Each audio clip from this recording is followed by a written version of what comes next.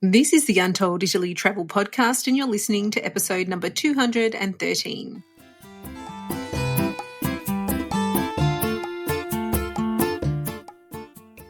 Ciao a tutti and benvenuti to Untold Italy, the travel podcast where you go to the towns and villages, mountains and lakes, hills and coastlines of Bella Italia. Each week, your host, Katie Clark, takes you on a journey in search of magical landscapes, history, culture, wine, gelato, and, of course, a whole lot of pasta. If you're dreaming of Italy and planning future adventures there, you've come to the right place.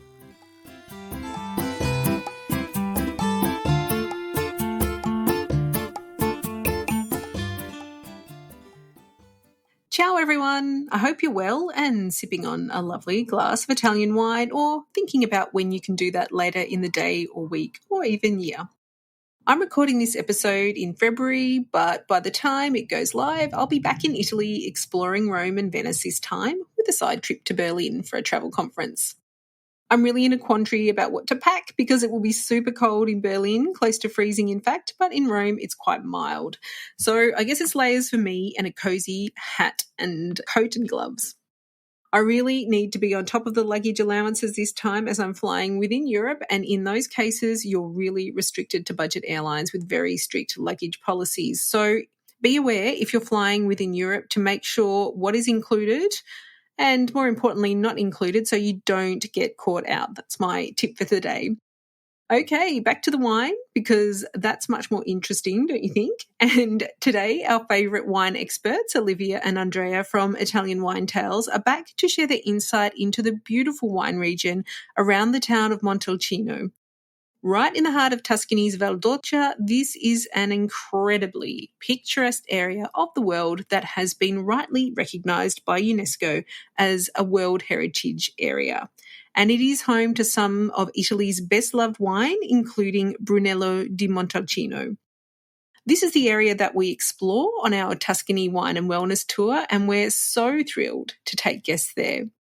Most visitors to Tuscany stick to the Chianti region, which is closer to Florence, but this little pocket of Tuscany is jam-packed full of surprises, not the least being its amazing wine. So let's get started and hear all about Montalcino and the Val d'Orcia in southern Tuscany. Bentornati, welcome back to the Untold Italy podcast, Olivia and Andrea. Ciao, Katie. Ciao, everyone. Thanks for having us again, Katie. Well, it's always a pleasure. And now I want to know how you've been, and I hope you've been staying cozy there over the winter. I know that you've recently been in Barolo country visiting family and friends. Yes, we have. We've been up in beautiful Turin, but I have to say, it was unseasonably warm there. They didn't have a lot of snow this year. Yeah, not so cozy. But yeah, it's going to be interesting. It seems like spring is already here. And for people listening, we're in February right now.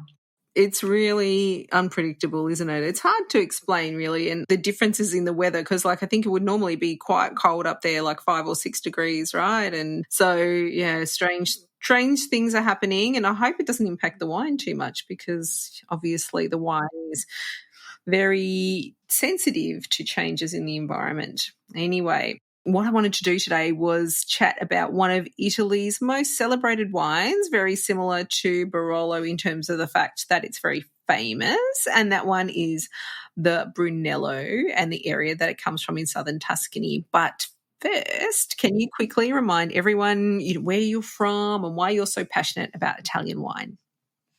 So I'm Australian, if you can't tell by my accent, and I've been living in Italy for nearly 5 years.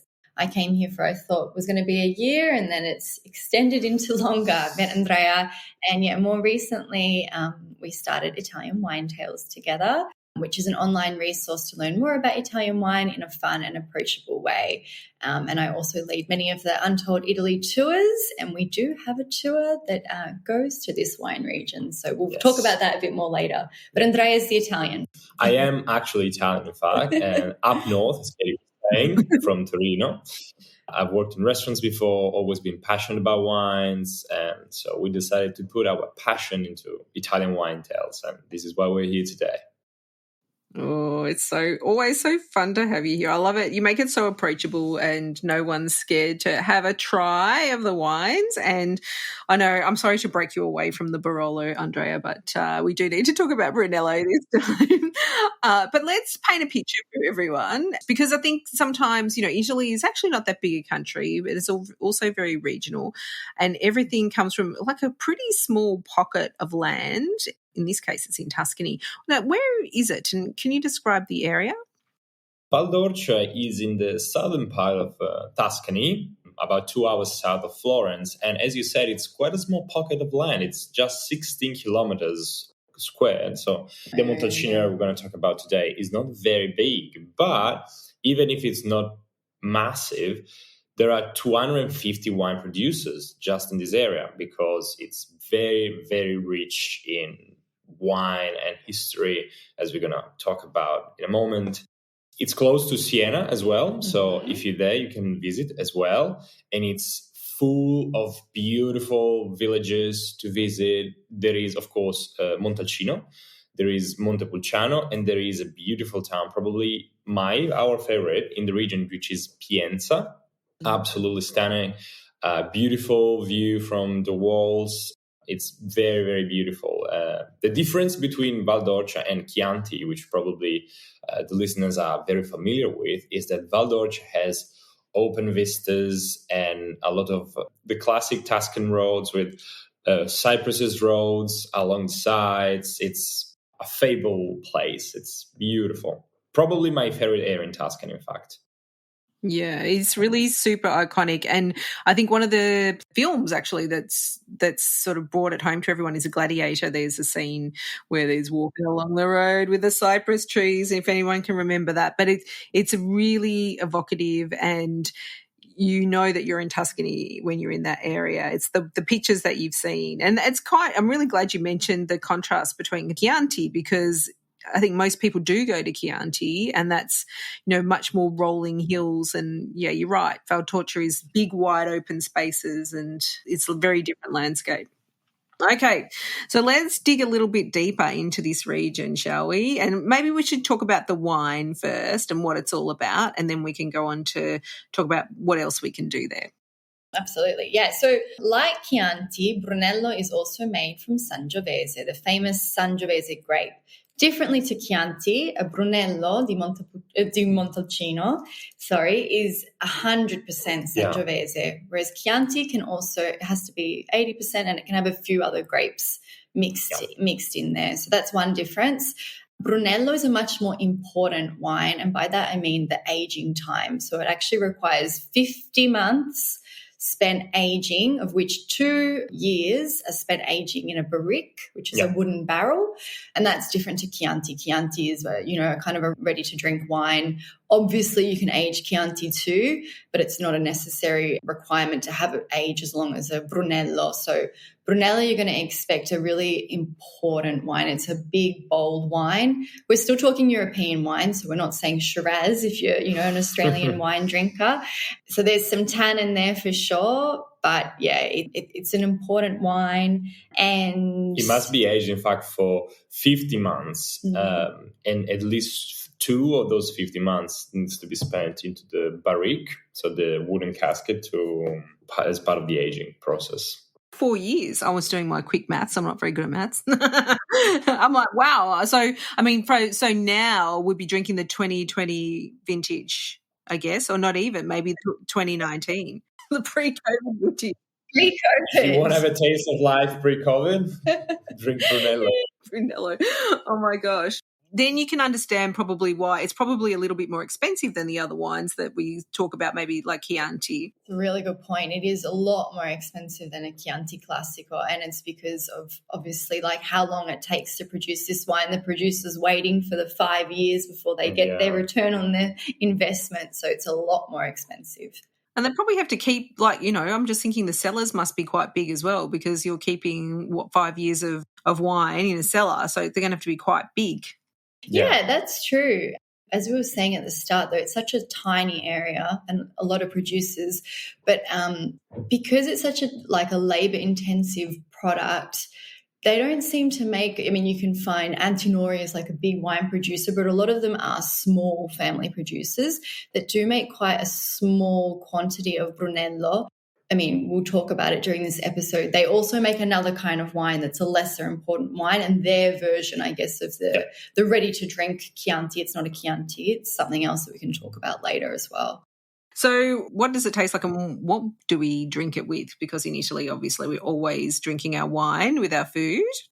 Exactly. Yeah, it's definitely a foodie wine. Yeah. So in terms of the flavors, like tobacco, leather, musk, red berries, it's quite intense. I really, really like it. And definitely some tannins, but because it's been aged for a while, they're nice and round. You know, it's not so hitting you in the face with the tannin. It's really a little silky, I would say. Yeah, the astringent component in the mouth of the tannin is not disturbing. Yeah, but I mean, it's not a wine that you're going to have for aperitivo hour, okay? So you want to be pairing this with a classic pairing is like the cinghiale or the wild boar, which is a typical Tuscan countryside dish. So something like that would go really well, or other gamey kind of meats. Otherwise, of course, like even the bistecca that's famous in Florence, the steak, right? That's going to go really, really nicely. Polenta with cheese as well. And we were discussing the other day if you could also have this with ribollita, which is the typical Tuscan soup. And I was more in favor of it, and Lee was not so in favor of it. So if you go to try with the ribollita, let us know who was right. But I think like the main thing is these big wintry hearty dishes that need something to cut through them. Yeah, okay. So what would, like it's hard, how long is a piece of string, but comparatively, what would be the price of a bottle of Brunello?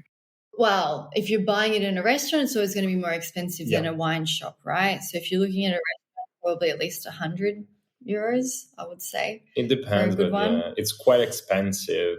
Of course, as she was saying, if you buy directly from the producer, it can go down significantly, but I would stay around 50-ish. Yeah, at least 50 from a producer, at least. And then if you want to get one of the best years or something even older, then of course the price is going to be more expensive. Yeah. And then also, so with all different wines in Italy, they always have the Riserva version, which is the best of the best grapes, the one that's been aged for longer. Yeah. So that's going to be significantly more expensive than just your average Brunello di Montalcino if you go for the Riserva version. An extra price tag. Extra deliciousness, though. Yeah, amazing. And, I think the guests on our tour are very lucky on our wine and wellness tour because they definitely get to taste the Brunello, including the Riserva. Yeah. We always like to make sure everyone's had the Riserva. There's no being stingy here. If you're going to have it, you do it properly, right? Absolutely. And plenty of wine tasting, plenty of delicious wines. Oh, yeah, excellent. And so, I guess the cost is also driven by the small amount of bottles that are produced. And it's really interesting to sort of maybe make a comparison. I don't know if you know off the top of your head because I didn't ask you this in advance, but how many bottles, a small producer, how many would they make maybe? Well, I don't think that the number of bottles produced is small per se, because even if it's a small piece of land, there are quite a lot of producers, in fact. And there are bigger producers, as we were going to mention, so like Antinori that you already mentioned, which produces around 3 million bottles a year, not just of Brunello, of course, but Brunello is among them. And then other smaller producers, which are mainly focused on Brunello, still produce significant numbers, like 33,000 bottles, Le Chiuse, or Poggio di Sotto, which is another producer, produces 120,000 bottles a year. So the numbers are still significant. That is a lot. It's so interesting to sort of get your head around when you see the small plots of vineyards and you think how much they get out of them. It's quite astounding, really. Sometimes when we think of maybe if you've been in the New World, it's the United States or Australia, you see these big expanses of vineyards, but in Italy they're quite small, quite little patches really, and it's quite astounding to think so much wine comes from them. So what about these vineyards? What do they look like? What's the vibe? Yeah, they're really beautiful. As you say, though, they're in a really condensed area, so really small. beautiful area. So you can actually visit quite a few wineries if you're going to be based there because, they're all next to each other. Yeah, they're kind of the rolling hills as well, but different to Chianti. Chianti is more like winding roads. Yes. If you get car sick, just keep that in mind. Whereas Val d'Orcia is better, right? Because it's big, kind of spread out areas, open plain kind of vistas is what I'm saying, I guess, even if it's in 16-kilometer kind of zone. I always think of the Val d'Orcia, and it does depend what season you go, but as being really golden, especially in the fall season, which is when we have the tour running in 2024. It's really like sun-kissed almost. Of course, after they do all the harvesting and stuff as well, it has a different look, but it's really golden and beautiful. And then obviously if you visit in the springtime, you've got all the leaves coming up and it's really green and it's a total different look. So I like the two contrasts, but for me, when I think of the Val d'Orcia in this wine region, I think of gold and glowing. I just love it. Yeah, I remember going there, I don't know, I'm starting to go a few many years back now, but I remember going for meet a friend for lunch, as you do in Montechiello. It was one of those random amazing experiences, and we were driving along the road and I just said to my husband, "You got to pull over, I need to take a photo." Every 3 seconds because there was just like these perfect shots of those pine trees and the roads just sort of meandering through the valleys. So nice. And this was in October, and you're right, it's so sun-kissed, and those, if people think of Tuscan hues, they do tend to think of that burnt orange and sort of the muted, and that's exactly what you're going to get when you go there. So, I feel like if you're going to be having this Brunello and these hearty dishes, you've got to get out and about and explore a bit. What do you think? Absolutely. Yes, you've got to do some wine tasting and some sightseeing. So what sort of things can you do around that region? There's a lot to do. There's a lot of hilltop villages that are worth visiting. So Andrea mentioned a few before. So Pienza is quite a popular one to visit now. And for people who don't know Pienza, but I know you've got a podcast on it, Katie, it was built to be a utopia, right? The ideal city by one of the popes. Yeah, exactly. Yeah. So that's really nice. And if you love cheese, it's so funny. It literally smells like pecorino. In a good way, though. It smells like cheese, but good cheese, so it's recommended. So that's just beautiful, and it's just so pretty, and all the streets have got really romantic names. So that's a definite must visit. Of course, the town of Montalcino. You have to visit. It's tiny though. It's like a little medieval hilltop town. So that's worth popping in to see. And Montepulciano is only half an hour away from Montalcino. So that's another must visit. They also make wine there. It's not as an important wine, but you're in the area. Of course, you're going to go and visit, and you've got to compare and contrast because we can't always have, such a big, heavy wine with every dish. So there's a time and a place for every wine. Yes. And, of course, we visit that on our Val d'Orcia wine and wellness tour. And then there's lots of littler towns too. Like I think you mentioned one just before, Katie, Montechiello. That's a really cute town. A place I recommend also is the Sant'Antimo Abbey, which is beautiful. We visited before and it's stunning. It's in the area and it's worth going to see. It's a little abbey, amazing. I really recommend it.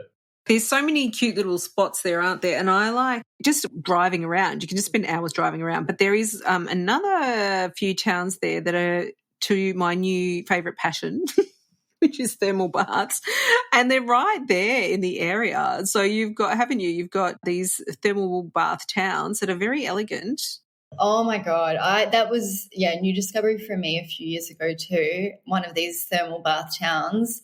Oh my God, it's heaven. You go and you just relax in this beautiful, you can go to different properties, and there's this one very luxurious hotel where you can enjoy the thermal baths with everyone, and it's just so nice. It's the perfect thing to do in fall especially, but also in the springtime when it's still a little bit crisp and you just soak in the waters, and they're really good for you too, a lot of health benefits. And then you go and have your wine. Yeah.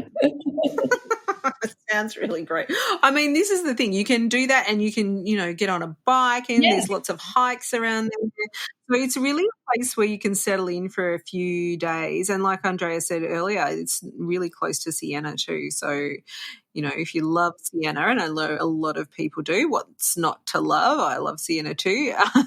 You can definitely, head on over there too.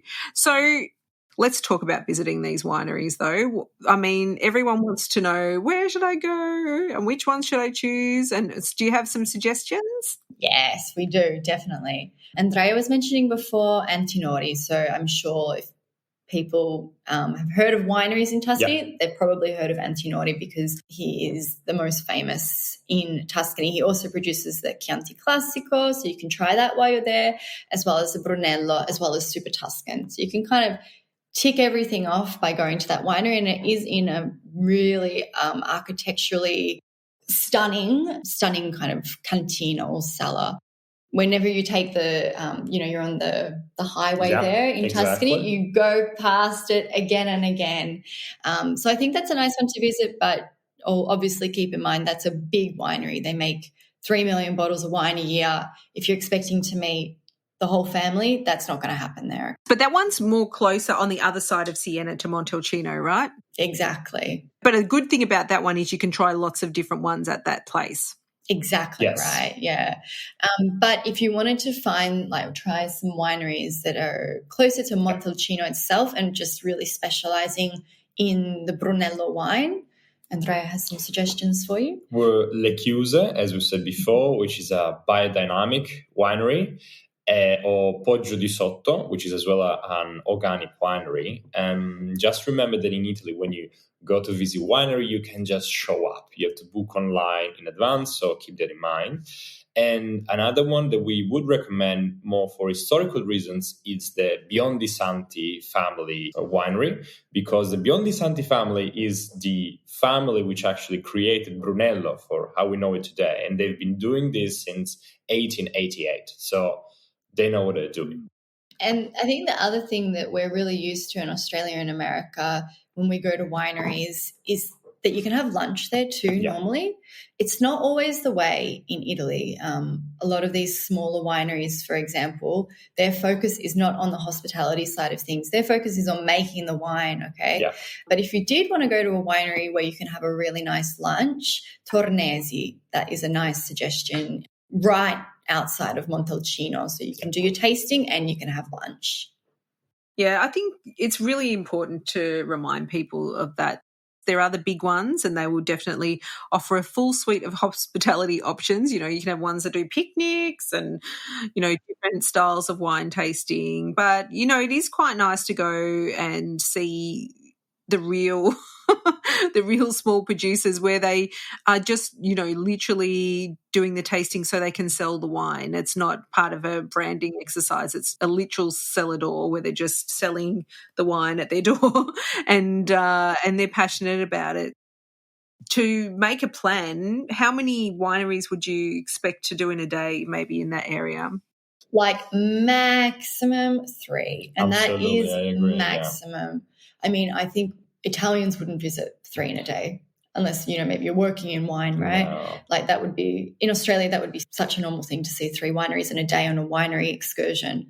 But that would be maximum. So maybe 2.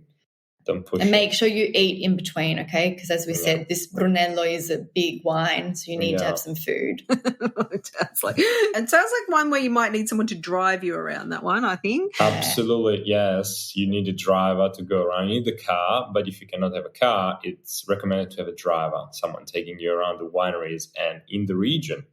Yeah, don't forget public transport here, okay? You can get to Siena with a bus, but that's about it. I think what's really interesting at the moment is there's a rise of things called wine resorts where you can actually stay at a winery and they've got, experiences on site. And I think that makes things a lot easier for people, because I think if you're on vacation, driving in a foreign country is probably not the most relaxing unless you enjoy it. My husband does enjoy the driving. He's a bit...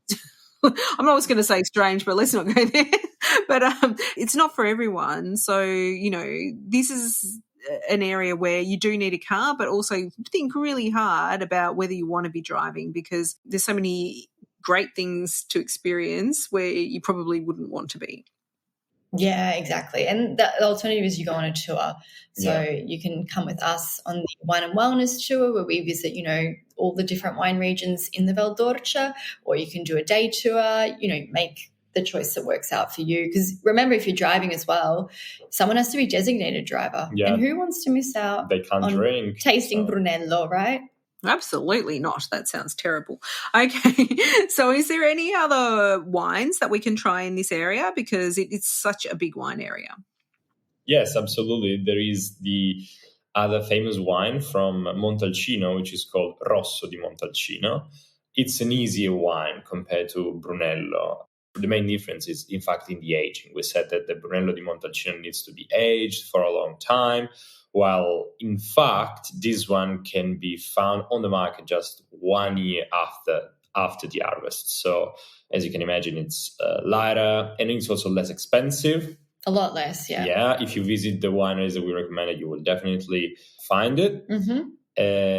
More easy to drink, more affordable. It's still good. I mean, I like it. Don't think that just because it's not as expensive or as aged, it's not good. Absolutely not. This wine has similar characteristic to the Brunello, but it's an easier spirit overall. The color, it's bright red compared to the Brunello, which is a bit more dark. And the sense is blackberry, sour cherry. And since it's less aged, as we said, you can expect the tannins, the taste to be a bit more intense, but not too much. Andrea just reminded me too when he said about the color of the wine, something that we didn't mention at the start when we're talking about Brunello. The Brunello, is why it's called Brunello. True. And you're better to explain this since it's an Italian word. Because the word Bruno in Italian means dark. And it's because the color of the Sangiovese grape in that area grows with a particularly dark tone. And so it was called the Brunello, in fact, of Montalcino. The dark one. Yeah, so that's kind of nice.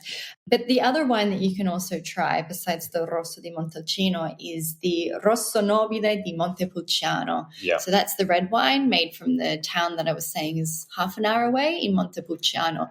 It is not as a, full-bodied wine as the Brunello. It's not as important in terms of also like the strength of that wine and their awards. It's not as a prestigious wine, I guess, but it's still definitely worth trying. And, there's a wine for every occasion, I think. Yeah.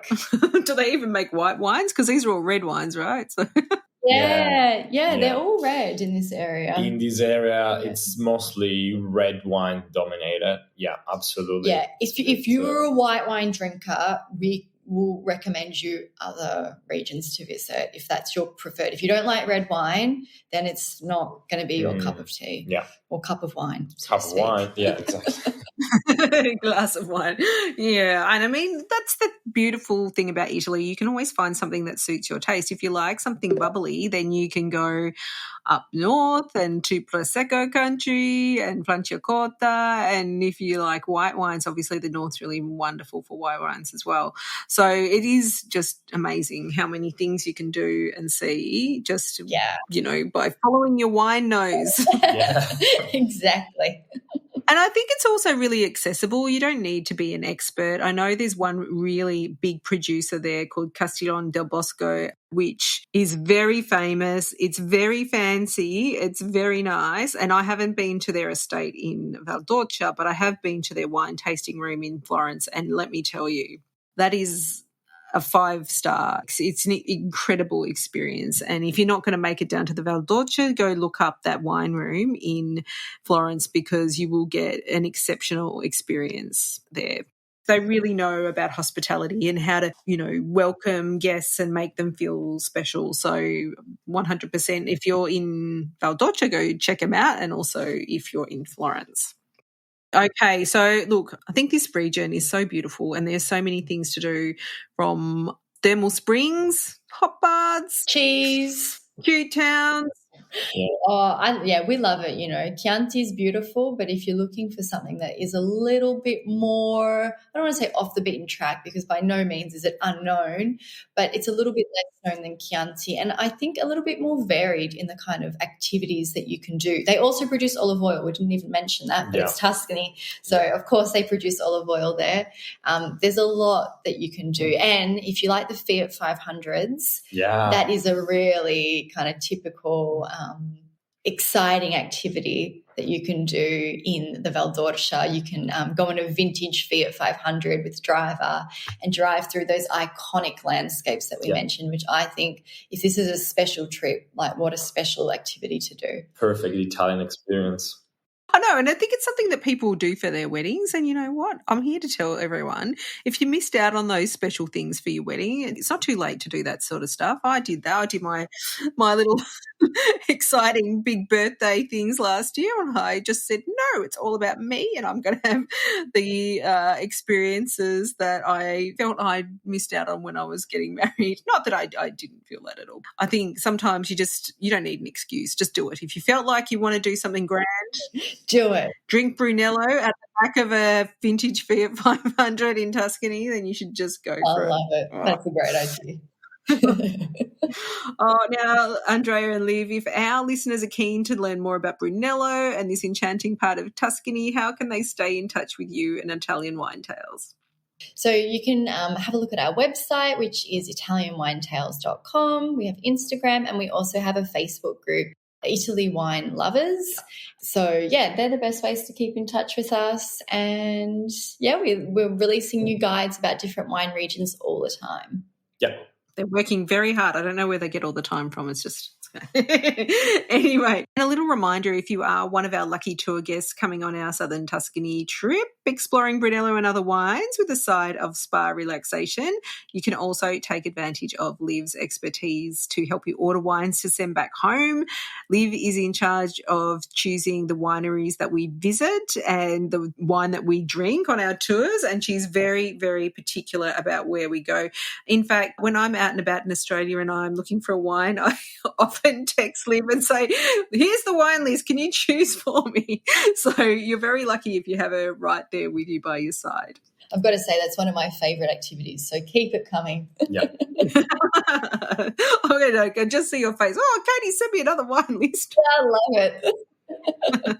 Oh, well, I think everyone deserves at least a few days in this beautiful area of Tuscany. It really is very special. So grazie, Liv and Andrea. Thank you for sharing your amazing Brunello expertise with us on Untold Italy. Grazie mille, Thank you, Katie. Thank you, guys. See you again. Ciao. Ciao. Ciao.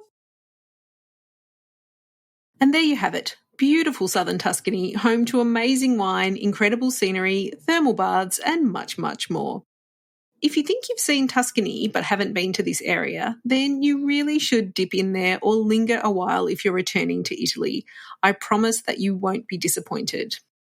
We are so excited to take our tour guests to the Val d'Orcia for a week of exploring this incredible region and soaking up all that it has to offer. Departing from Rome, we whisk you away to this idyllic countryside where your wine and wellness adventures begin. You can find out more about the tour, including the full itinerary, on our Untold Italy Tours website, and there's a link in the app too. You can find the detailed show notes for this episode found at untolditaly.com/213 for episode 213. Make sure you have a poke around our website while you're there. There are hundreds of articles designed to help you build your dream trip to Italy. We're very proud of the information we send out into the world. It's based on a love for Italy and is checked regularly, so you know it's up to date. Grazie. Thank you to all our wonderful listeners for your ongoing support of Untold Italy. I hope you enjoyed today's show. If you did, then it would be wonderful if you gave us a rating or review in your favourite podcast app.